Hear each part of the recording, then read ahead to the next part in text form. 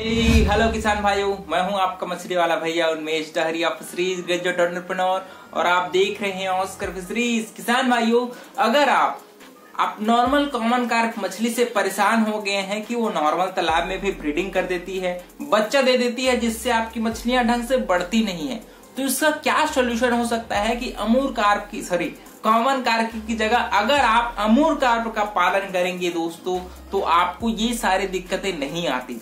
आजकल अमूर कार्प का बहुत ज्यादा डिमांड है। इसके मेन 2 से 3 कारण मैं आपको बताता हूँ। नॉर्मल अमूर कार्प आपके तालाब में साल भर ब्रीडिंग करती है, जिसकी वजह से उसका जो ग्रोथ है, जो पकड़ना चाहिए, उसका शरीर में जो एनर्जी मिलनी चाहिए, जितना भार उनको अपने शरीर में ग्रहण करना चाहिए, वो सारी एनर्जी बच्चा पैदा करने में ही चली जाती है। इस वजह से वो ढंग से बड़ी नहीं हो पाती। और दूसरा मेन कारण है इसका ग्रोथ परफॉर्मेंस। अमूर कार्प मछली नॉर्मल कॉमन कार्प के मुकाबले 15% ज्यादा ग्रोथ करती है। इसी वजह से किसान भाई कॉमन कार्प की जगह अमूर कार्प को ज्यादा फार्मिंग करना चाहते हैं। तो आखिर अमूर कार्प पालन का साइंटिफिक तरीके क्या हैं, उसको मैं आपको बताने वाला हूँ। वीडियो को लास्ट तक जरूर देखिएगा। सबसे पहले, जब भी आप अमूर कार्प पालन करिए तो आपको अपने तालाब को कम से कम आधा एकड़ का होना ही चाहिए। आधा एकड़ से 1 एकड़ के बीच अगर आपका तालाब है तो बहुत ही अच्छा होगा। अमूर कार्प को बढ़िया स्पेस मिलेगा और बहुत ही कम खर्च में आप उसको तैयार भी कर पाएंगे। तालाब की आप गहराई की बात करें तो आपको 5 से 6 फीट पानी की जरूरत पड़ेगी। और तालाब की तैयारी के लिए आपको मैं 4-5 चीजें बताता हूं, उसको आपको जरूर अप्लाई करना है। सबसे पहले आप तालाब में चूने का प्रयोग करिए। चूना पर एकड़ कम से कम 100 किलो आप अपने तालाब में डाल दीजिए। चूना डालने के 3 से 4 दिनों के बाद आप उसमें फर्मेंटेशन करिए। फर्मेंटेशन के लिए काऊ डंग यूज करिए। पर एकड़ 800 किलो, उसमें 10 किलो यूरिया डालिए, 10 किलो उसमें डीएपी या फिर सिंगल सुपर फास्फेट डाल सकते हैं।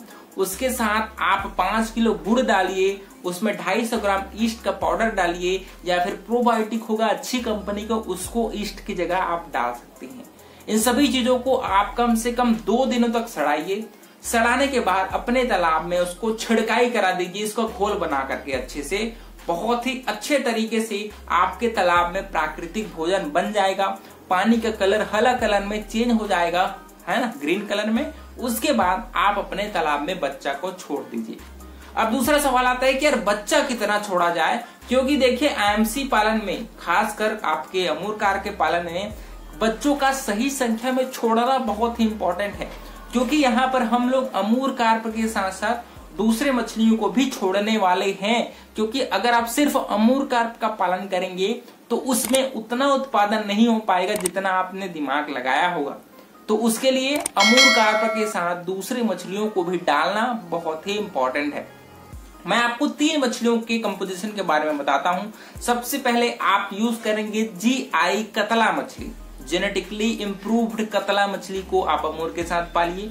इसके साथ साथ आप दोस्तों ग्रास कार्प को पालिए। अगर आपके तालाब में खरपतवार होगा तब आप ग्रास कार्प को जरूर डाल सकते हैं, ठीक है। और साथ में डालिए आप अमूर कार्प। इन तीनों मछलियों को बहुत ही अच्छी तरीके से आप अपने तालाब में स्टॉक कर सकते हैं। अगर बात करें कितने संख्या में डालना है, तो आपको पता होगा कि जब भी हम लोग अमूर कार्प का पालन करते हैं तो पर एकड़ इन तीनों मछलियों को हम लोग 5000 की संख्या में, अगर 3 इंची बच्चे अगर आपके पास होंगे तो 5000 बच्चे आप अपने तालाब में छोड़ सकते हो।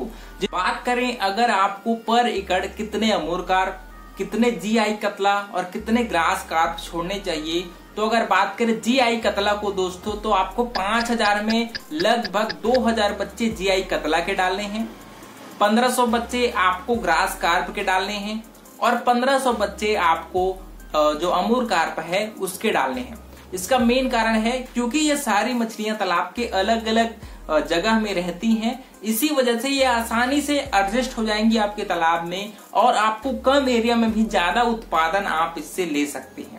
तो ये हुई कितना संख्या में आपको बच्चे छोड़ने हैं। अब बात करते हैं इन मछलियों को क्या खिला सकते हैं। देखिए अमूर कार्प तालाब के निचले लेयर में रहती है और आपके सड़े गले जो भी पदार्थ होता है तालाब के नीचे में उसको खाती है।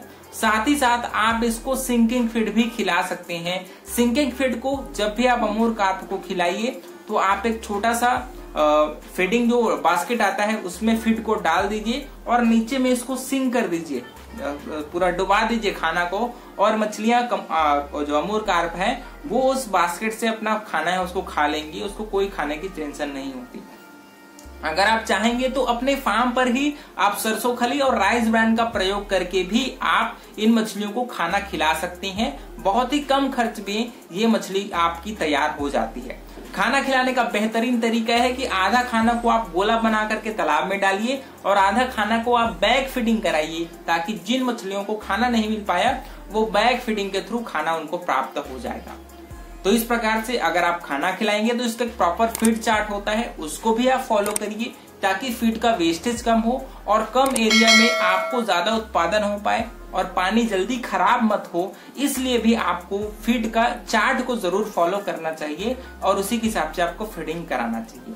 तो ये मछली आपकी 6 महीने में ही लगभग 1 किलो साइज तक पहुंच जाएंगी। 8 महीने में, 8 से 10 महीने में ये मछली 1.5 किलो साइज, और साल में ये मछली 2 किलो तक ग्रोथ कर सकती है। इसी वजह से जो भी आजकल किसान भाई है उनको अमूर कार्प मछली ज्यादा पालने का शौक है और इससे उत्पादन भी ज्यादा होता है।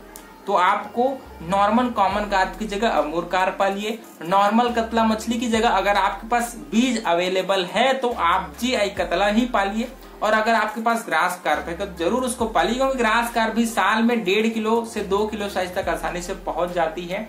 तो इस प्रकार से कम एरिया में ज्यादा उत्पादन चाहिए तो आप अच्छे क्वालिटी के बच्चे तालाब में छोड़िए, अच्छे से खाना खिलाइए और वाटर पैरामीटर्स को कम से कम अमोनिया, DO और pH इन सभी को आप तालाब में नापते रहिए, ताकि इनकी जो लेवल है वो ज्यादा मत बढ़े और अच्छे से आपका पानी है वो मेंटेन हो। तो इस प्रकार से अगर आप इन तीनों मछलियों को पालते हैं दोस्तों तो बहुत ही कम क्षेत्रफल में बहुत ही अच्छा उत्पादन आप ले सकते हैं और बहुत ही अच्छा पैसे आप इन मछलियों को पाल के कमा सकते हैं। तो इस प्रकार से किसान भाइयों मैंने सभी इंपॉर्टेंट पॉइंट आपको शेयर किया है। आशा करता हूं आपको वीडियो पसंद आया होगा, वीडियो अच्छा लगा होगा तो वीडियो को लाइक जरूर करिए। ऑस्कर फिशरीज पर नए हैं तो चैनल को सब्सक्राइब करना बिल्कुल मत भूलिएगा। मिलते हैं अगले में किसान भाइयों, तब तक के लिए बड़ों का सम्मान करिए, छोटों का प्यार करिए और खुद का ढेर सारा ख्याल रखिए। Thank you, thanks for watching.